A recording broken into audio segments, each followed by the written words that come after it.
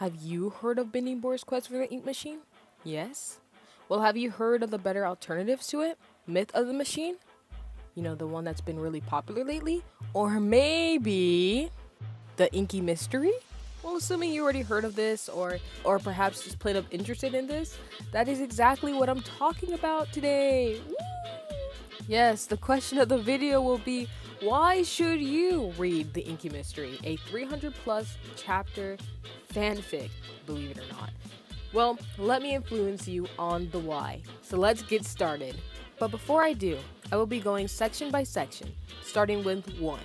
Compelling characters. 1A. Interesting dynamics. 2. Strong and effective pacing. 3. Well thought out setting, world building. 4. Refreshing and familiar storyline. Another little thing to note before we start is that I'm not very used to making these types of videos.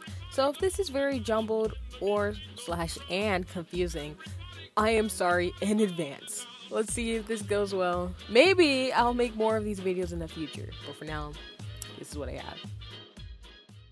The context. Starting with the context, the creators of the Inky Mystery are known as Tap, Mercowe, and Spector. I can be totally pronouncing those wrong. I'll see if I can put them on screen or remember.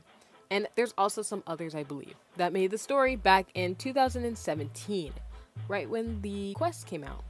The Inky Mystery serves as a retelling / expanded version of the quest, including the main characters along with some new faces, Holly May, and they go on a journey to figure out the mysteries of the ink machine and the ink illness.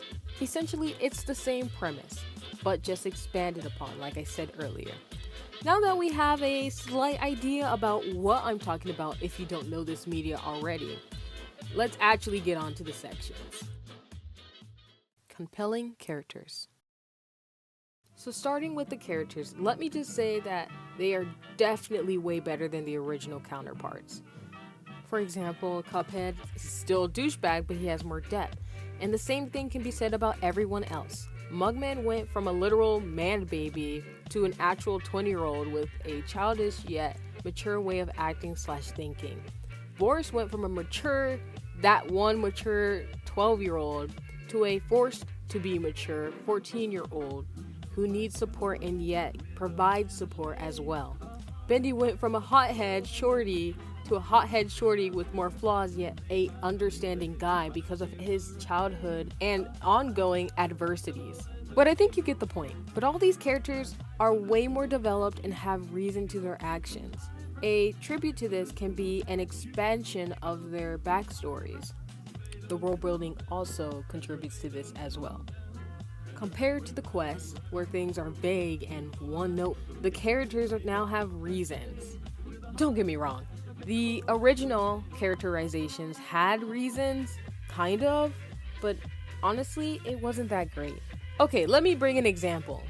In the quest, let's start with the Cup Bros.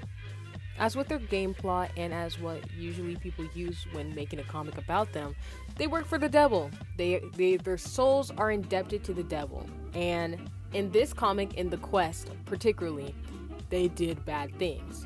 For that reason, this is why Cup is distant, because he's scared of losing the people he cares about.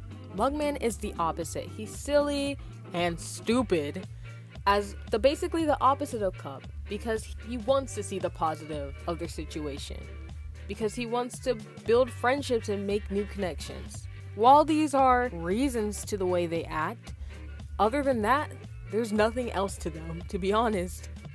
I don't even think there was a mention of Elder Kettle. Literally nothing. So the only reason why they're acting the way they do is because they work for the devil, I guess? There was no drive, no goals, no people, no purpose to what they do. But the Inky Mystery fixes this by giving each person a purpose to why they do what they do. Another example of how the quest fails at making compelling characters or make them act in a sensible manner was Bendy. Bendy was low-key a creator's pet. What this means is that you can really tell that he was extremely favored. Upon all the cast members, he was the most favored one. You can just tell. And while I personally really love Bendy, like, he should have not always been right. In the Inky Mystery, he is not always right. It's clear that he does things wrong. In the quest, he's kind of just like, YOLO, I'm always right. He's always doing the most, at least what the creator thinks is completely right, if that makes sense. But going away from how he's the creator's pet, I find this example to be really funny about how they have no motivations, was how when Bendy totally just started understanding Cub because he did the bare minimum of caring about his brother. Like, there was an actual scene where Bendy was, I think he was like putting him to bed or something, and he was like, if you care about your brother this much, you get your respect from me. But then you ask yourself, like, why? Why is Bendy acting this way? There's literally no reason for him to act that way. Or even, that's the bare minimum that Cub could do. Bro literally said that he's like, I can relate to you about caring about brotherhood, and that's why I respect you? Question mark? Bendy, like, what? And then later he lets them on into the team? Like, what kind of literal idiot is he? He's actually stupid. Okay. In the Inky Mystery, to put this as a note, is that it follows the same plot line for most of the story up until where the quest stops. It follows the exact same plot line from there, so it's not like these events didn't happen, but they make more sense. Like, Bendy was basically, you know, I see Bendy more as a person who understands people. He always complains about Boris being overly trusting, but I think he's also overly trusting. Since everyone was low-key racist against him in the Inky Mystery, he has the ability to understand people in unfortunate situations, or just in situations that they aren't completely in control of, which would make more sense on why he ends up letting them onto the team. I could be remembering things. Anyways, if you can get what I'm saying, like, the characterizations and the Inky Mystery are just totally better. Okay, to the next section. Interesting dynamics. So this is kind of a short section because it's basically building off of the other one. So since the characters are compelling, you can imagine how that makes more compelling relationships and dynamics as well. Again, from the quest, the dynamics were really stale and anime troped and honestly uncomfortable at times. Do not even get me started with how some of those scenes were so incestual. Like, let me just show some pictures. It's so bad. It's the blushing, it's weird. Even when I was younger and I saw this, I was like, why are they blushing? What are these? Like, this whole weird thing with Bendy and Felix having a dad yet love interest complex?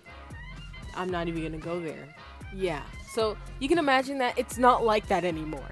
Felix and Bendy are actually, like, including Boris as well, there's an actual connection there.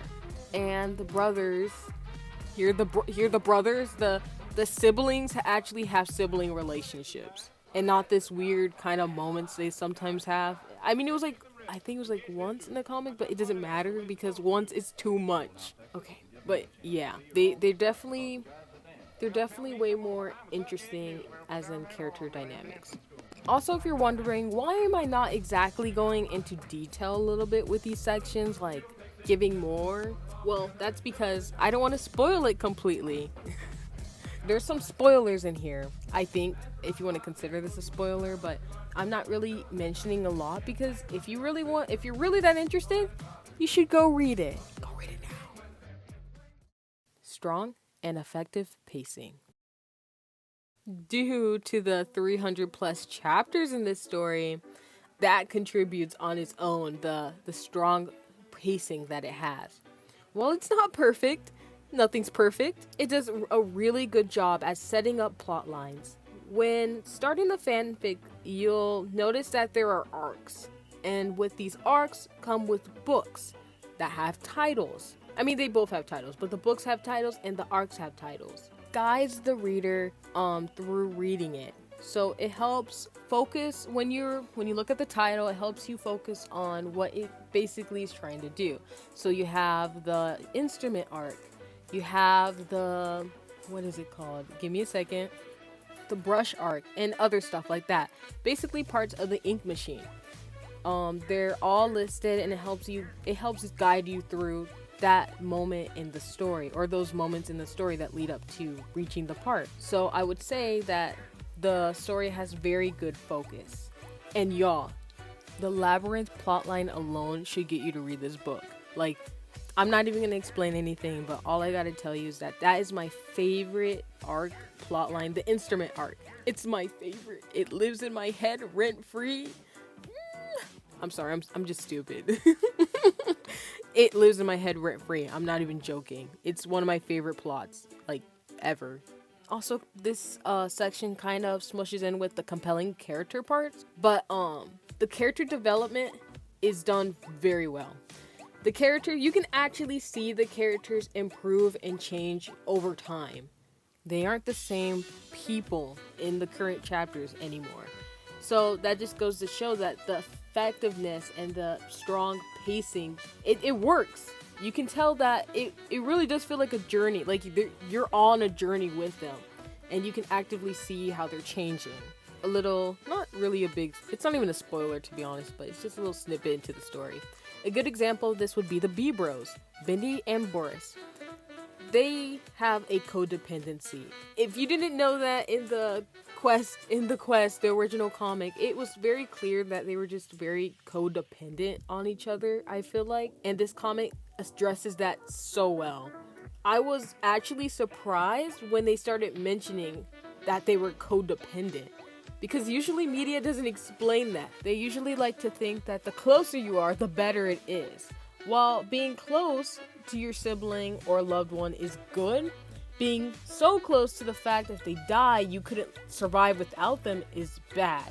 So they had this very codependent relationship in the beginning. But over time, you can see them starting to learn and even examine how toxic that trope and even that line of relationship they have is. And it shows that. The Labyrinth plot line. Just read it for that. Just read it for that, at least. The Labyrinth plotline, I love it. If you don't love it, well, that's fine with me. I love it. But yeah, they finally start to learn how to trust in others, the rest of the group, to survive, and they don't have to depend on each other anymore. But we can think that to the world building and just the extra arcs and stuff, or expansions of their character. And again, similar changes can be examined through the Cup Bros and Alice and heck, almost everyone, including Holly.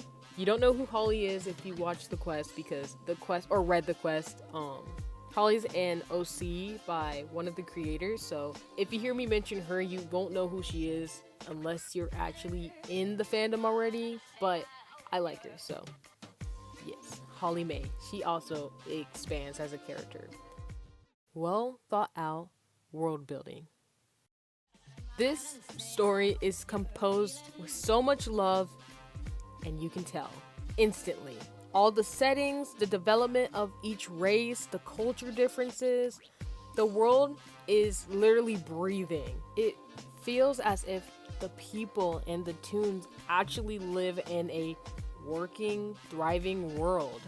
This is very different from the quest. I'm not trying to make this a compare and contrast game, but to be honest, you can't help but compare and contrast, because it's literally building off of the quest, which is honestly like the flour and the eggs to the Inky Mystery's bread. If that analogy makes sense, okay? Like, if you want to even read on the expansion in the story and stuff like that, you can look at the wiki. Heck, that stuff got almost like a lot of world building in there, and it gives you a glimpse into how much effort has been put into this story. I'm not explaining this section much, but yeah, I'm just gonna say that the world literally feels alive. Especially with the demon culture. Bro, don't even get me started. Refreshing and familiar storyline. So if you're a fan of the quest and you like the characters and their original vibe, this is definitely for you. And what I mean by this is if you're like me, you want something that's similar but better. Let me explain. Let me compare this story with The Myth of the Machine, a very popular version of a new comic that came out, basically a reimagined version as well. Let me put up a little chart. So The Myth of the Machine is a reimagining that's completely different from the quest. So while it's taking a premise from the quest, it is definitely way different, and they also have very different designs, different archetypes. So while they're still the same, you can still say like, oh, this is inspired and like adapted from the quest. You can definitely say that at this point it's kind of its own thing, because while it took a similar premise, it has made it so different that it's kind of like, if you get my drift, it's just a lot different from the quest, and you can tell that. The Inky Mystery, on the other hand, is a reimagining but more of an expansion. Instead of recreating everything, it's more of expanding what's already there. The Myth of the Machine doesn't exactly do that, because it's creating new development in the story or new plot lines and stuff like that. Again, the Inky Mystery does the same, but it uses the same designs, familiar designs, that get adjusted over time. Like they get scratches, they get actual scars that stay there, and they don't just do like insta disappear because, you know, cartoon logic, but like they actually have scars and other stuff like that. They also have very similar personalities. They're obviously a bit different, but overall very similar if we're comparing these two together. That's why personally I prefer one over the other, preferably the Inky Mystery. But don't get me wrong, they are both amazing. They both have amazing creators. The artists, both of them, they have amazing styles, and the Inky Mystery have amazing storytellers and stuff like that. They're both so good, and you can both tell that they have a lot of effort into it. One is not better than the other. This is just my own personal opinion on which one I like better. But that's why I said for this section, it is familiar, but it is refreshing, because this is something that you can look at and say, yes, I recognize these characters that I like from this thing. But you can also recognize that this is also not the exactly same thing, if you get what I'm saying. But I think you get it, right? You get it, right? You get me. Okay, let's finish this thing up. Closing thoughts.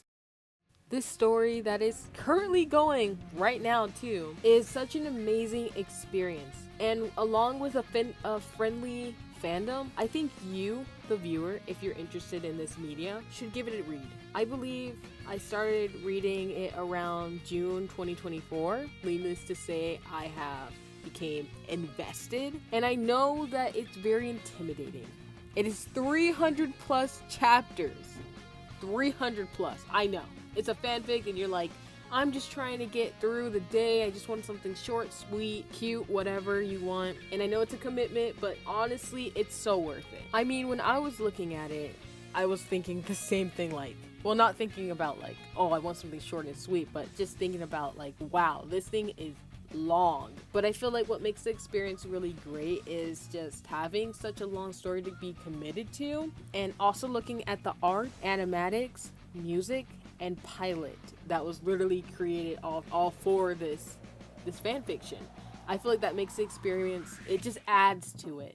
So I like, literally, I can't even explain it, but I was looking at all these different types of things. I was looking at the Labyrinth song.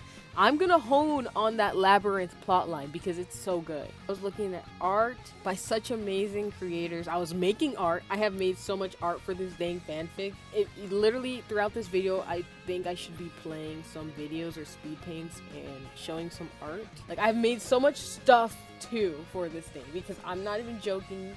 I'm invested. I still am.